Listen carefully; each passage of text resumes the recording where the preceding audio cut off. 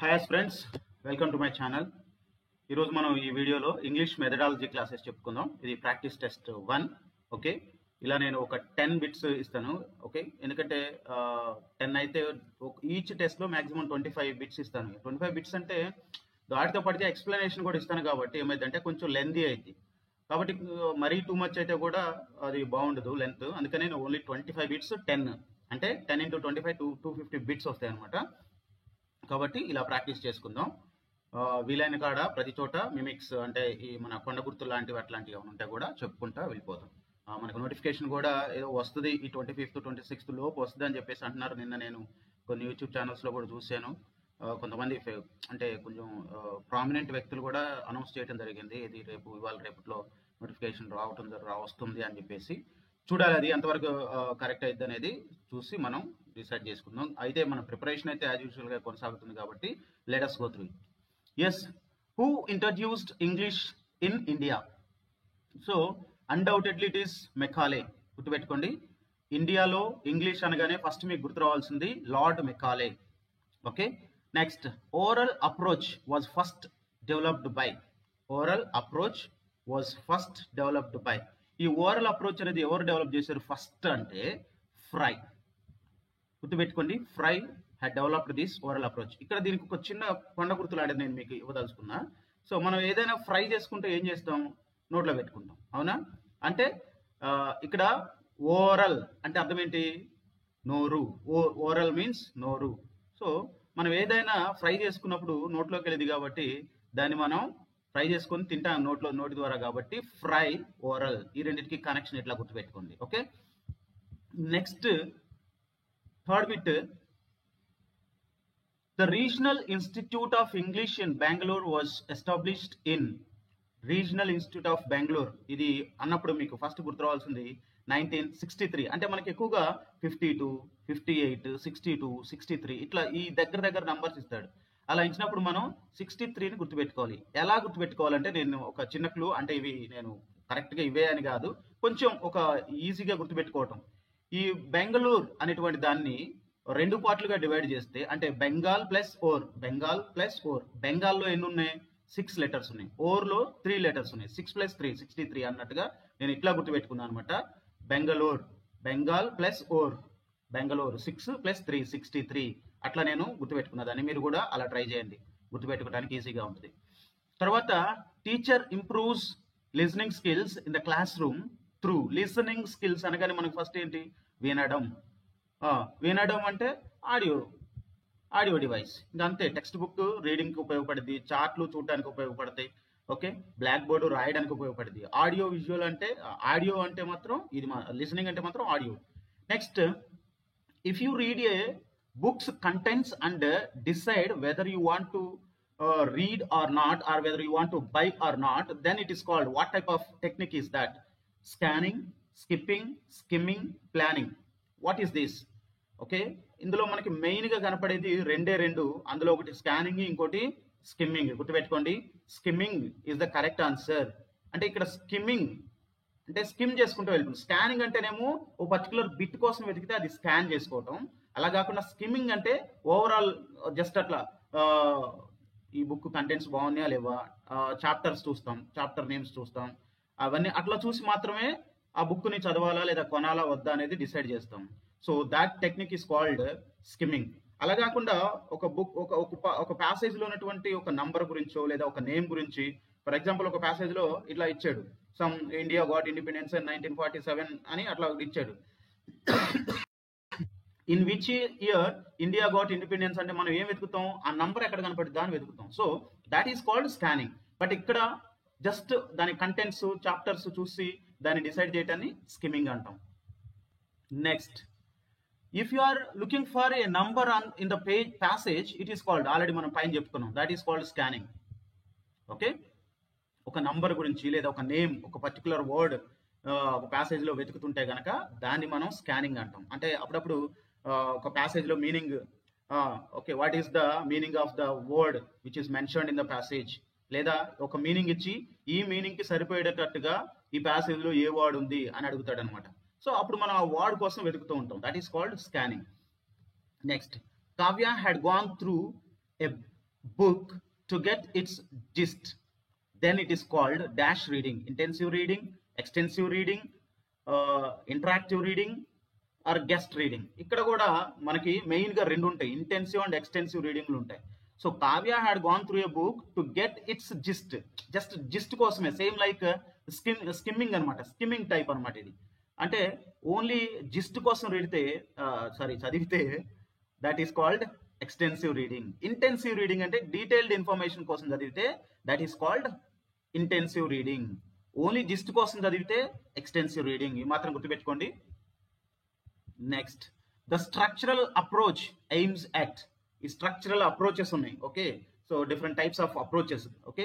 వాటిలో ఈ structural approach అనేది గ్రామటికల్ స్ట్రక్చర్స్ ని డెవలప్ చేయడానికి ఉపయోగపడుతుంది. స్ట్రక్చర్ అంటే ప్యాటర్న్, సెంటెన్స్ ప్యాటర్న్స్ అన్ని కూడా దేని మీద బేస్ అయి ఉంటాయి అంటే గ్రామటికల్ ప్యాటర్న్స్ మీద, గ్రామటికల్ స్ట్రక్చర్స్ మీద ఆధారపడి ఉంటుంది, గుర్తుపెట్టుకోండి. And 9th, Kentish was spoken in the dash dialect. మనకి ఇక్కడ ఇది ఓల్డ్ ఇంగ్లీష్ పీరియడ్ లోకి సంబంధించింది. ఓల్డ్ ఇంగ్లీష్ పీరియడ్ లో there are 4 dialects, okay.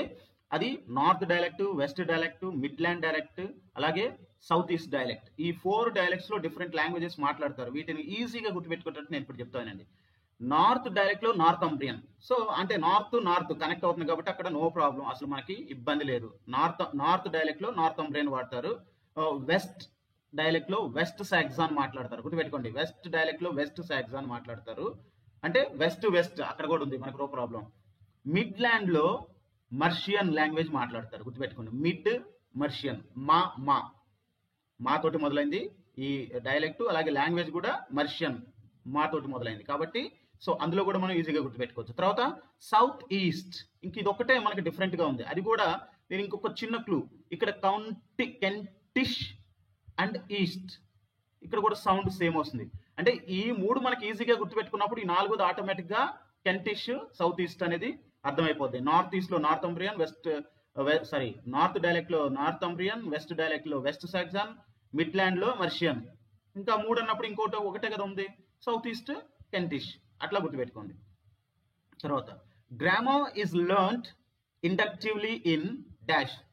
So grammar అనేది ఇండక్టివ్ గా టీచ్ చేయబడుతుంది. ఇండక్టివ్ గా టీచ్ చేయడం అంటే అర్థమైంది అంటే ఒక సపరేట్ గా దానికి ఒక గ్రామర్ క్లాస్ అని పెట్టుకొని చెప్పడం కాదు. లెసన్ చెప్పేటప్పుడే ఆ లెసన్ లో వచ్చేటువంటి పాయింట్స్ ని బేస్ చేసుకొని అలా, for example Ravi had gone to Guntur అని చెప్పేసి ఒక లెసన్ లో వచ్చింది అనుకో, ఇక్కడ ఈ గుంటూరు వెళ్ళాడు అనేటువంటి పాయింట్ చెప్తూనే ఇది ఏ టెన్స్, ఇది ఎందుకు ఆ టెన్స్, ఈ టెన్స్ ఎందుకు యూజ్ చేశారు అని అక్కడ దాన్ని ఆ లెసన్ తో పాటుగా టీచ్ చేస్తే that is actually inductive method, okay.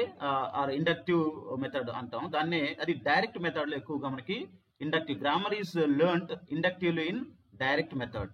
మనకి ఎక్కువగా వెస్ట్ అంటే రీడింగ్, గుర్తుపెట్టుకోండి. వెస్ట్, డాక్టర్ వెస్ట్ మెథడ్ అన్నారంటే కంపల్సరీగా అది రీడింగ్ నే ఫోకస్ చేస్తుంది. ఇక బైలింగ్వల్ మెథడ్ మీకు తెలుసు, అంటే 2 లాంగ్వేజ్ని యూజ్ చేస్తూ చెప్పేది bilingual method. Grammar translation method అంటే గ్రామర్ ఇవన్నీ ఎక్కువగా ట్రాన్స్లేట్ చేసుకుంటూ చెప్పే మెథడ్ ని గ్రామర్ ట్రాన్స్లేషన్ మెథడ్ అంటాం. అవి డిఫరెంట్ పర్స్పెక్టివ్స్, మళ్ళీ చెప్పుకుందాం. అవి నేను ఆ క్లాసెస్ కూడా చెప్పాను. స్ట్రక్చర్స్, అప్రోచెస్, మెథడ్స్ అన్ని కూడా ప్రతిదీ చెప్పుకుందాం.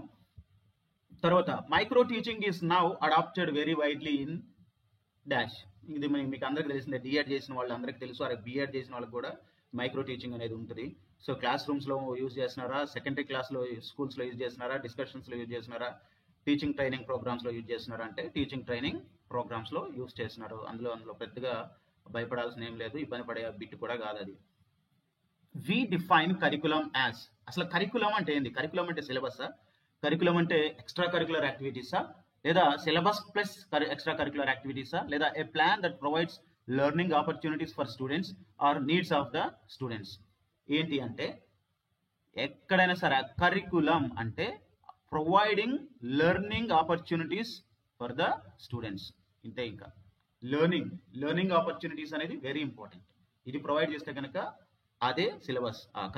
కరికులం అంటే nothing but providing learning opportunities, పిల్లోడికి నేర్చుకునేటువంటి అవకాశాలను కల్పించడమే. అది ఏ రూపేణైనా కావచ్చు. అది ఎక్స్ట్రా కరికులర్ యాక్టివిటీస్ ద్వారా కనిపించవచ్చు, లేకపోతే టెక్స్ట్ బుక్ ద్వారా, లేకపోతే క్లాస్ రూమ్ లో కల్పించవచ్చు, లేకపోతే ఇంకేదైనా టూర్కో, పిక్నిక్ కో తీసుకెళ్లి కల్పించవచ్చు, ఏదైనా కావచ్చు. ఓకే, లెర్నింగ్ ఆపర్చునిటీస్ కలిపేయటమే curriculum. Next, we want to get fruitful results. What is fruitful అంటే ఇది పార్ట్స్ ఆఫ్ స్పీచ్ కింద తీసుకున్నారు. What is fruitful result? ఇక్కడ మనం ఇంతకుముందు క్లాస్లో కూడా చెప్పుకున్నాం. ఓకే, అదేంటంటే ఫ్రూట్ఫుల్ రిజల్ట్ ఎప్పుడైనా సరే రిజల్ట్కు ముందు ఏదైనా ఒక వర్డ్ ఉండి ఆ నౌన్ని క్వాలిఫై చేస్తుంటే అది అడ్జెక్టివ్. గుర్తుపెట్టుకోండి, రిజల్ట్ ఎలాంటి రిజల్ట్ కావాలంట? ఫ్రూట్ఫుల్ రిజల్ట్ కావాలంట. అంటే అట్లా అది అడ్జెక్టివ్ అవుతుందంట. అలాగే for example successful career. Career A type of career? Successful career. So that is what you have to know, that is adjective. Next, hand book on formative and summative evaluation was written by. ఎవరు రాశారు? Hand book on formative and summative evaluation ఎవరు రాశారంటే Bloom's. ఇదంతే, Bloom's taxonomy అనేది కూడా ఉంటుంది, అది చాలా important కూడా. అది సోషల్ వాళ్ళకి కూడా ఇంపార్టెంట్. ఇక్కడ ఓన్లీ ఇంగ్లీష్ అని కాదు, అసలు ఇది ఇంగ్లీష్ అండ్ మెథడాలజీ అన్ని సబ్జెక్ట్స్కి ఇంపార్టెంట్. ఈ బ్లూమ్స్ టాక్సానమీ సోషల్ సబ్జెక్ట్ రాసే వాళ్ళకి మెథడాలజీలో కూడా వస్తుంది బ్లూమ్స్ టాక్సానమీ అనేది. ఓకే, తర్వాత summative evaluation focuses on. Summative evaluation focuses on dash, on the dash. Summative, sum up, summing, closing అంటే ఏదైనా ఎండింగ్. గుర్తుపెట్టుకోండి, మనకి సమ్మేటివ్ అసెస్మెంట్, ఫార్మేటివ్ అసెస్మెంట్ అని పెడుతున్నాం. ఒక ప్రోగ్రామ్, ఒక పీరియడ్, ఒక కోర్స్ ఎండ్ అయినప్పుడు పెట్టుకునేదే అది summative.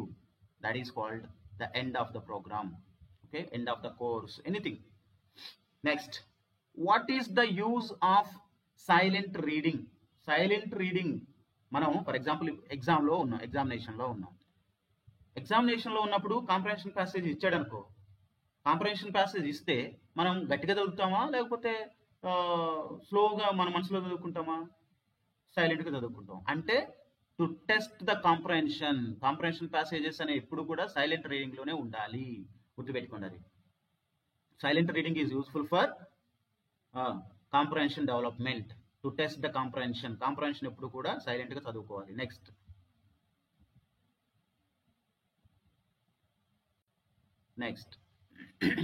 What is an approach? ఇక్కడ మనకి చాలా ఇంపార్టెంట్. ఇక్కడ అప్రోచ్ ఏంటి, మెథడ్ ఏంటి, టెక్నిక్ ఏంటి, చాలా ఇంపార్టెంట్ ఇక్కడ. ఫర్ ఎగ్జాంపుల్ అప్రోచ్ అనేది ఇది ఒక ఓవరాల్ ప్రాసెస్. అంటే what to teach. For example ఒక బాహుబలి మన రాజమౌళి ఉన్నాడు. రాజమౌళి ఒక స్టోరీ చెప్పాలనుకున్నాడు. ఈ స్టోరీ చెప్పాలి అనుకోవడం అప్రోచ్ అయితే, ఆ స్టోరీని ఎలా చెప్పాలి అనుకునేది మెథడ్. గుర్తుపెట్టుకోండి, రాజమౌళి ఒక స్టోరీ చెప్పాలనుకున్నాడు, దట్ ఈస్ కాల్డ్ అప్రోచ్. అలా కాకుండా ఆ స్టోరీని ఎలా చెప్పాలి అంటే ఏ విధంగా, ఏ ప్యాటర్న్లో చెప్పాలి అని అనుకుంటే అది అప్రోచ్. సరే, అది మెథడ్. అదే దానిలో యూజ్ చేసేటువంటి డిఫరెంట్ టెక్నిక్స్. అంటే ఒక స్టోరీ అనుకున్నాడు, ఆ స్టోరీని ఇలా చెప్పాలి అనుకున్నాడు, ఆ స్టోరీని చెప్పాలనుకున్న దాన్ని ఎగ్జిక్యూట్ చేయగలగటం, దాన్ని టెక్నిక్ అంటాం. స్టోరీ చెప్పడం వేరు, స్టోరీ అనుకోవడం వేరు, దాన్ని ఇలా చెప్పాలి అనుకోవడం వేరు, అలా ఎగ్జిక్యూట్ చేయటం వేరు. ఈ మూడింటినే మనం ఇక్కడ ఏమంటాం? అప్రోచ్, మెథడ్, టెక్నిక్ అంటాం. బాగా ప్రాసెస్ గుర్తుపెట్టుకోండి.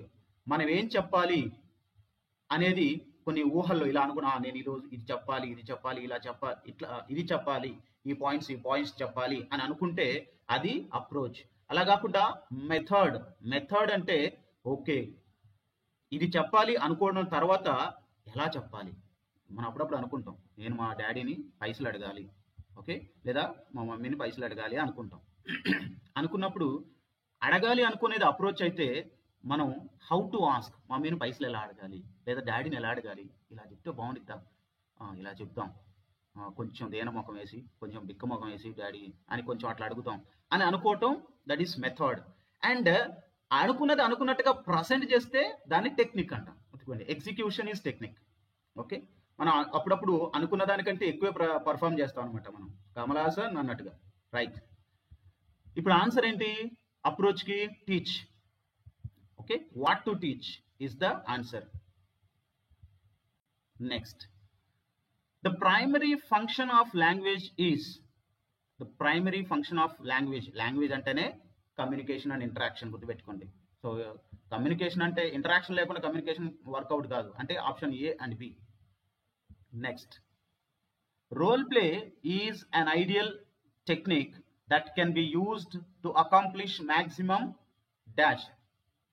Teacher talking, student talking, headmaster talking, teacher student talking. Role play అనేది ఎవరిని ఉద్దేశించి ఎవరి యొక్క డైలాగ్ డెలివరీని ఇంప్రూవ్ చేయడానికి ఉపయోగిస్తారు అంటే స్టూడెంట్ టాకింగ్. ఓన్లీ పిల్లల యొక్క మాటలను అభివృద్ధి చేయడానికి మాత్రమే రోల్ ప్లే అనేది ఉపయోగం. రోల్ ప్లే అంటే తెలుసు కదా, కన్వర్జేషన్స్.